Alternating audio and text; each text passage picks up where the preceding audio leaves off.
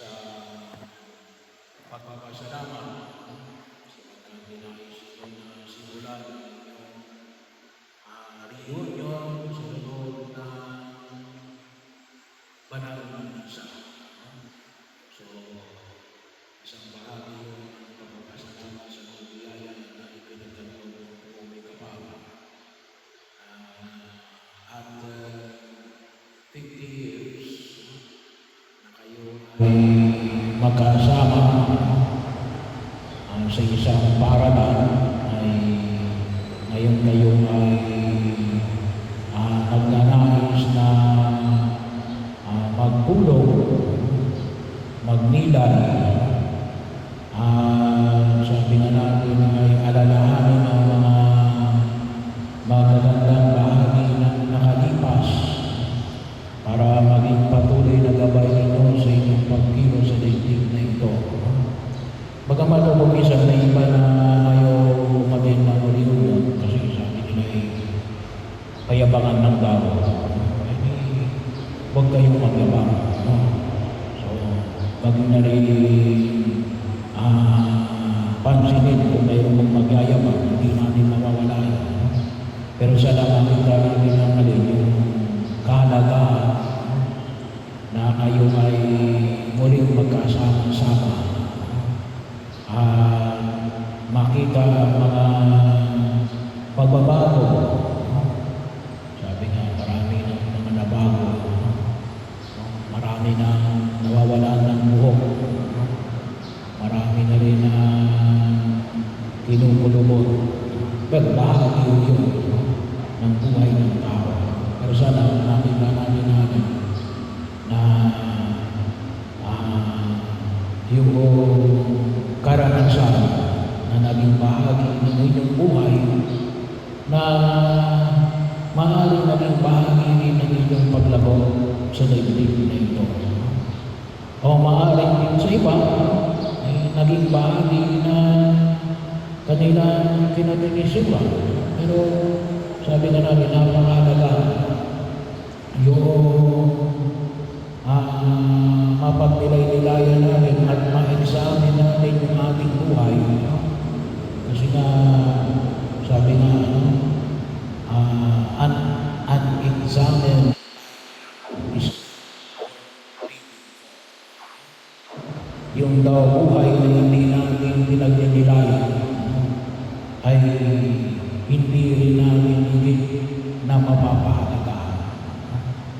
Kaya isang magandang pagkakataon na kung saan ay kayo ay muling magkatipon-tipon, magbagi na ng inyong karanasan at sana kayo ay matuto kayo sa inyong karanasan, matuto kayo sa karanasan ng iba. Kasi kung yun ang bahagi yun ng sharing, hindi ka lang natututo sa karanasan ng muling pwede ka rin matuto sa karanasan ng iba. So, yun ang ibig sabihin ng knowledge. Yun ang ibig sabihin ng kaalaman. Bakit may sabi tayong kaalaman? Hindi rin kapag may alam ka. Ngunit yung kaalaman na yun, naging bahagi ng kaalaman. Ang particular, para sa inyo ng mga graduate ng Pangil Elementary School. At bahagi ng patuloy ng pagkilos na nawa ay makita natin yung pag-unlad at ang paglabog ng ating buhay bilang tao at bilang mga mananampalataya. Kaya sana po makita natin, i-treasure natin yung karanasan na yan at ito, pagkakataon na ito na muli kayong magkakasama-sama bilang mga pagtitipon ninyo sa pagkakataon na ito. Kahit na sabihin natin nandyan lang naman sa tabi. Kung minsan magkakapit-bahay na kayo. Pero iba pa rin yung pagkakataon na yung panahon na inyong nawa makita sa pagkilos ng pagsasama-sama ninyo bilang mga mag-aaral ng eskwelahan na ito. At makita ko natin kasi naalala na maging patuloy tayong maging inspirasyon sa buhay natin sa daigdig na ito. Mag-inspirasyon tayo sa mga mag-aaral ng inyong alma mater. Bahagi ho ng pagkilos sa nawa ay makita yung patuloy na paglago sa bahagi man kayo ng mundo o sa bahagi man kayo ng inyong profesyon. Bahagi na kung saan ay makita natin na lahat tayo ay may ambag sa paglago, lalong-lalo na ng ating bayan. Pangalawa, ang hamon ay pinahayag mo sa atin sa Ebanghelyo ay isang pahayag na kung sino ay ipinamanig na Jesus na alin, yung araw ng pamamahinga. Yung araw ng pamamahinga ay isang batas. Nasa utos ng Diyos natin yun. Magsimba ka pag-araw ng linggo at Diyos ng Panginoon. So, pero sa mga Israelita ay matindi ho yung araw ng pamamahinga nila. Hindi ka pwedeng magtrabaho. Hindi ko lang alam kung may nakapunta na kayo sa Israel. Ako ay mapala. Noong 50 years ng ating diocese, 2016, ay nagkaroon ng programa ng diocese na tulungan ng mga pari na hindi pa nakapupunta sa Holy Land. So, kasama doon yung Israel. Nakikita nyo sa Israel, yung mga hotel doon ay synchronized, may digitalized. Pwede mo i-program for 1 week or more than 1 week kung kailan magbubukas ang ilaw, kailan mamamatay ang ilaw, kailan mabubukas ang aircon, kailan mamamatay ang aircon. So, may dalawang set na elevator. Sinabihan kami. Yung tawagin natin ay sabat elevator. Yung doon dumadaan ng Israelita. Yung kabila, yung normal elevator, pagdating ng Biyernes ng gabi, hanggang sa Sabado. Kasi yun, yung sabat elevator nila, ay bawal kasi sa kanila ang magtrabaho. Kahit na pumindong ng electric fan, bawal. Kahit na magsindi ng ilaw, bawal. Trabaho din sa kanila. Hindi na katindi yung Ebanghelyo natin ngayon sa araw na ito. Bahagi mo kasi hindi nga ikaw magtrabaho. Pero pag-pindon mo lamang, consider nila na trabaho. Kaya siguro, parang maintindihan natin kung bakit galit na galit sila kay Jesus. Doon sa pagpapagaling niya sa araw ng pamamahinga. Kasi trabaho yun eh. Laban yun para sa kanila. Nagtrabaho ka. Kaya nga sa kanila, kapag kakain ka, kaya may mga Pilipino tayo, bawal umabsent. Yung mga dawalis natin, bawal umabsent kapag araw na Biyernes at Sabado. Hindi mo pwede umabsent ka kapag nanood ka. Dapat yun ang panahon na hindi sila dapat nagtatrabaho. Kaya, bahagi yung rito natin, kinakailangan yung ayaw nila na si Jesus ay nagpadaling sa araw ng pamamahinga. Pero, tinanong sila na Jesus, ano sabi sa nila na Jesus, na ano ba ang nararapat? Ang hindi magtrabaho o yung magpagaling sa araw ng pamamahinga? Kung tutusin nyo, ang tanong na yun sa magpagaling. No? Alam nila kasi na bawal magtrabaho. Pero ang tanong ay magpapagaling. So bahagi yun, pinakailangan din natin. Alam nyo,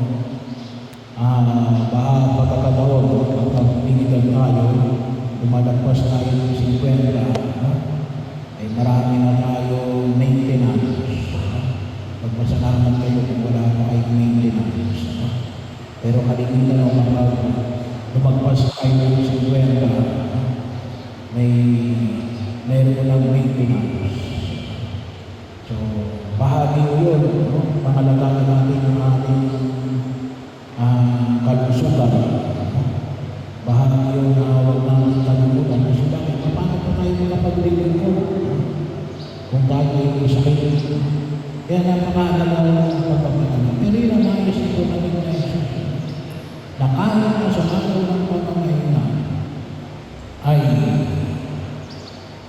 dapat magpagaling. Kasi mas mataas kaysa rin sa akin yung hindi ka magpatrabaho. Kasi kung tutusin, yung batas na ikatutos ng Diyos, magsimba ka ng araw na nag-antes sa pamili, kaya kayo hindi ka trabaho para makapagsimba ka, ay kung tutusin niya rin, ay mahalaging partidor na mental health. Hindi umiliwin na palagi tayo nagtatrabaho. Pinakailangan din ang magkaroon tayo ng kaayusan. Akibat na rin yung kalusugan ng aming pag-iisip. So, bahagi yun na pinakailangan din natin ng pahinga. At sana, nakita natin nais ng Diyos na tayo ay malusog. At sana, pagpapiliin natin yung ating pag-ilos, pangalagaan natin yung ating katawan. Magpa-check up din tayo. Huwag kayong matakot sa doktor. So, parang sa gano'n ay magkaroon tayo ng lakas. Kasi mas mahirap yung kamatayan. Lumalating ka na yun. Pero mahirap yung ikaw ay nasa higaan na lamang kasi napabayaan mo ang iyong sarili. So, napakahalaga. Ang ating pananampalataya, isang pananampalataya natin, nagdudulot ng kagalingan. Kagalingan ng katawan, kaligtasan ng kaluluwa, at ng buhay na walang hanggan. At sana kung makita natin ito, isang patuloy na paanyaya ko, sana makita ko natin, alin, yung banal na misa. Yung banal na misa, binabanggit natin palagi, bago tayo tumanggap ng banal na komunyon.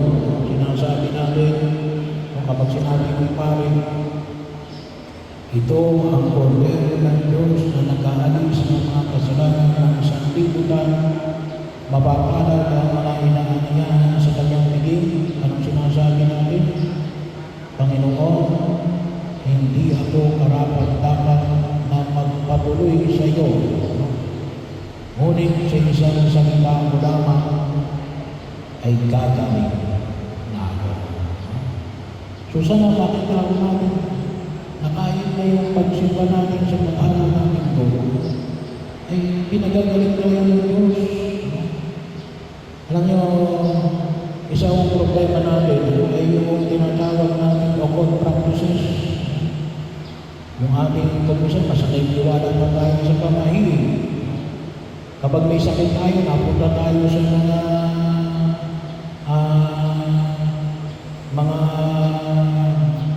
ang tawagin natin ay manggagamot, espiritista, albularyo. Alam nyo, labag yun sa utos ng Diyos. Nasa katisismo yun ng Katoliko pananampalataya. So, bahagi yun. Saan tayo lalapit?